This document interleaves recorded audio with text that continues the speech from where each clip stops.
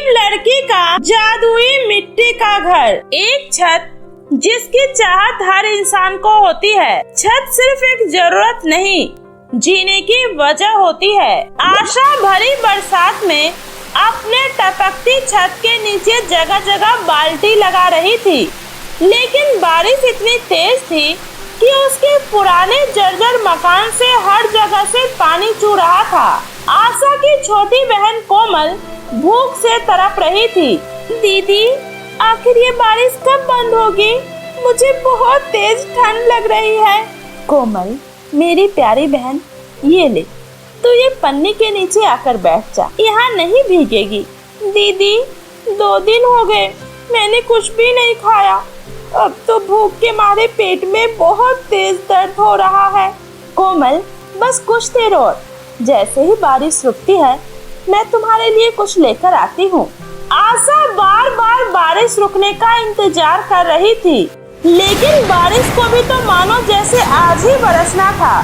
सुबह से शाम हो गई और शाम से रात हो गई, लेकिन बारिश नहीं रुकी। बारिश के पानी में भीगने की वजह से कोमल को बहुत तेज बुखार आ गया और वो बुखार से तड़पने लगी। नहीं, मैं अपनी बहन को ऐसे तड़पते हुए नहीं देख सकती हूँ, मुझे कुछ करना होगा। ये सोचकर आशा मुखिया के यहाँ उधार मांगने जाती है। मुखिया जी, मेरी बहन कोमल की तबीयत बहुत ज्यादा खराब है और उसने कई दिनों से कुछ भी नहीं खाया है। कृपया करके आप मुझे कुछ पैसे उधार दे दीजिए। मैं मेहनत करके जल्दी ही आपके सारे पैसे चुका दूंगी। मेरी मदद कीजिए मुखिया जी। देख आशा, मेरे घर में भी कोई कुबेर का खजाना नहीं है जहाँ से मैं तुम्हें पैसे निकाल निकाल कर देता रहूं। तुमने पहले भी मुझसे काफी पैसे उधार ले रखे हैं, वो तो तुमसे दिया नहीं गया, अब फिर से मुंह उठाकर पैसे मांगने आ गई है। मुखिया जी, मैं यहाँ बहुत उम्मीद से आई हूँ, क्योंकि ये मेरी बहन की जिंदगी का सवाल है। कृपा करके मेरी मदद कर दीजिए। बदले में आप जो कहेंगे मैं वो सब करने को तैयार हूँ। प्लीज मुखिया जी। ये हुई ना समझदारी वाली बात। मैं तुम्हें पूरे 20,000 रुपए दे सकता हूँ, लेकिन बदले में मुझे तुमसे एक छोटी सी चीज चाहिए, बहुत छोटी। क्या मुखिया जी? तुम्हारा जो रोड साइड में झोपड़ी है वो मुझे चाहिए। मुखिया जी, ये आप कैसी बातें कर रहे हैं? वो झोपड़ी ही नहीं, हम दोनों बहनों का सहारा है। अगर मैंने उसे बेच दिया फिर हम दोनों कहाँ रहेंगे? आखिर कहाँ जाएंगे? अरे बेवकूफ लड़की, मैं तुझे उसे बेचने को थोड़ी कह रहा हूँ, मैं तो बस गिरवी रखने के लिए कह रहा हूँ। वो क्या है ना, आजकल के जमाने में किसी का क्या भरोसा। कल को तुम मेरे पैसे लेकर अगर किसी के साथ भाग गई तो? मुखिया जी, अरे मतलब एक बात कह रहा हूँ, जब तुम पैसे लौटा दोगी तब अपना कागज वापस ले लेना। काफी देर सोचने के बाद आशा मान जाती है और अपनी जमीन का कागज देकर वो अपनी बहन का इलाज करवाती है और फिर अपनी बहन का एक अच्छे स्कूल में दाखिला भी करवा देती है। ऐसे ही दिन बीत रहे थे। आशा बहुत मेहनत करती है। वो पूरे दिन खेतों में मजदूरी करके मुखिया जी को देने के लिए पैसे इकट्ठे करती है। बस कुछ दिन और रह गए हैं। उसके बाद ये सारे पैसे मैं मुखिया जी को देकर सबसे पहले इन पैसों से घर का छत ठीक करवा लेती हूँ, फिर मुखिया जी के पैसे भी दे दूंगी। आशा अपने घर की छत ठीक करवाती है और फिर मुखिया जी के लिए पैसे जोड़ने लगती है। ऐसे ही काफी दिन बीत जाता है। मेरे पास पूरे 20,000 रुपए हो गए हैं। आज ही मुखिया जी को ये पैसे देकर उनसे अपना घर छुड़वा लूंगी। इतना सोचकर आशा वो पैसे लेकर मुखिया जी के घर जाने लगती है। तभी रास्ते में एक लड़की रोते हुए आशा के पास आती है। दीदी, मेरी मदद कर दो दीदी, मेरी माँ हॉस्पिटल में जिंदगी और मौत से लड़ रही है। डॉक्टर ने कहा है अगर मैंने टाइम से पैसे नहीं दिए तो उनका इलाज नहीं होगा। मेरी माँ को बचा लो दीदी, मेरी माँ के सिवा मेरा इस दुनिया में कोई नहीं है। अगर उन्हें कुछ हो गया फिर मेरा क्या होगा? प्लीज दीदी, मैं आपके हाथ जोड़ती हूँ, मेरी मदद करो। ऐसे रोते नहीं, उठो बहन, तुम्हारी माँ को कुछ नहीं होगा। एक बेटी के लिए माँ क्या होती है ये मुझसे बेहतर और कोई नहीं जानता। चलो, मुझे अपने साथ हॉस्पिटल लेकर चलो। उसके बाद आशा उस लड़की के साथ हॉस्पिटल जाती है और अपने सारे जोड़े हुए पैसे काउंटर पर जमा कर देती है। जिससे उसकी माँ का इलाज हो जाता है। आपका बहुत बहुत धन्यवाद दीदी, आपने मेरी माँ की जिंदगी बचाकर मुझ पर बहुत बड़ा एहसान किया है। अरे नहीं बहन, जिंदगी और मौत तो ऊपर वाले के हाथों में होती है।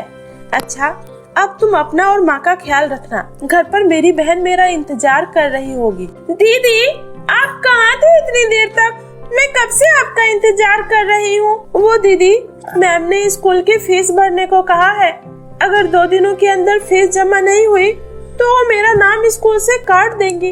वैसे दीदी, मेरा तो पढ़ाई लिखाई का भी बिल्कुल मन नहीं है। अच्छा ही है, एक बार नाम कट जाएगा फिर मैं आपके साथ खेती बाड़ी करूँगी। कोमल, यही सब सुनने के लिए मैं तुझे इतना मेहनत करके पढ़ा रही हूँ। कोमल, ये सिर्फ तेरा सपना नहीं बल्कि मेरा सपना है।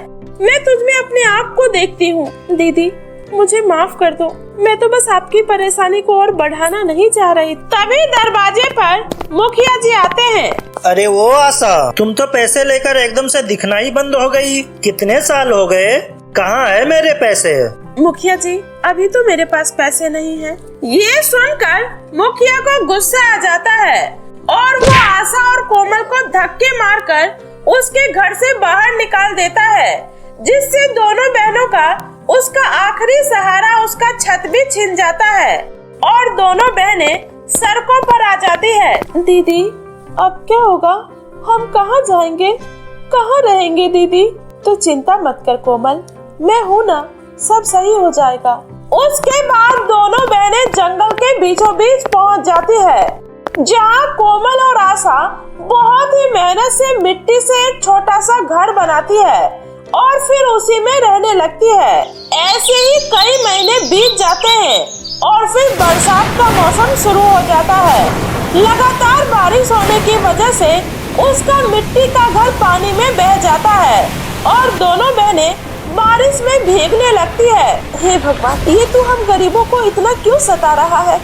इतनी मेहनत से मैंने ये घर बनाया, अब ये भी नहीं रहा। दोनों बहनें बारिश से बचने के लिए एक पेड़ के नीचे जाकर खड़ी हो जाती है।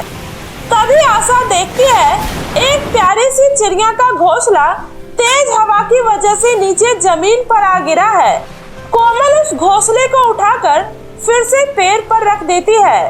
तभी वहाँ एक रोशनी होती है और एक परी प्रकट हो जाती है। आप कौन है? आप? आशा, मैं इस जंगल की हरियाली परी हूँ और मैं तुम दोनों के बारे में सब कुछ जानती हूँ। आशा, तुमने बिना किसी आशा के सबकी मदद की है, सबके लिए अच्छा चाहा है, लेकिन तुम्हारे साथ हमेशा ही गलत हुआ है। लेकिन तुमने फिर भी हार नहीं मानी और अपनी जिंदगी में आगे बढ़ती रही। यही एक सच्चे इंसान की पहचान है और तुम सच्ची और नेक दिल हो। इसलिए आज से तुम्हारी जिंदगी की सारी परेशानियां खत्म। ये लो। इतना बोलकर परी अपनी जादुई छड़ी घुमाती है और वहाँ पर चमचमाता हुआ जादुई मिट्टी का घर बनकर तैयार हो जाता है। आशा, ये जादुई मिट्टी का घर है। बेशक ये मिट्टी का है, लेकिन ये ना तो बारिश में बहेगा और ना ही गर्मी में गर्म होगा और ना ही ठंडी में ठंडा होगा, क्योंकि ये मिट्टी का घर एक जादुई मिट्टी का घर है। अब इस घर में तुम दोनों बहनें आराम से रह सकती हो। परी जी, आपका बहुत बहुत धन्यवाद। आपने आज मेरी मदद की। आज के बाद मैं अपने जैसे और भी गरीब लोगों की मदद करूंगी। शाबाश आशा, मुझे तुमसे यही उम्मीद थी। अब मैं चलती हूँ। जब भी तुम्हें मेरी जरूरत हो तुम मुझे बुला लेना। मैं तुम्हारी एक आवाज पर तुम्हारे पास आ जाऊंगी। इतना बोलकर परी वहाँ से गायब हो जाती है और आशा और कोमल उस जादुई मिट्टी के घर के अंदर जाती है। वो घर अंदर से बहुत ही बड़ा और सुंदर होता है। उस घर में उसकी जरूरत की सभी चीजें पहले से मौजूद होती है, जिसकी वजह से उन दोनों बहनों की जिंदगी में अब किसी भी तरह की कोई कमी नहीं होती और दोनों बहनें प्यार से उस मिट्टी के छत के नीचे अपनी जिंदगी गुजारने लगती है।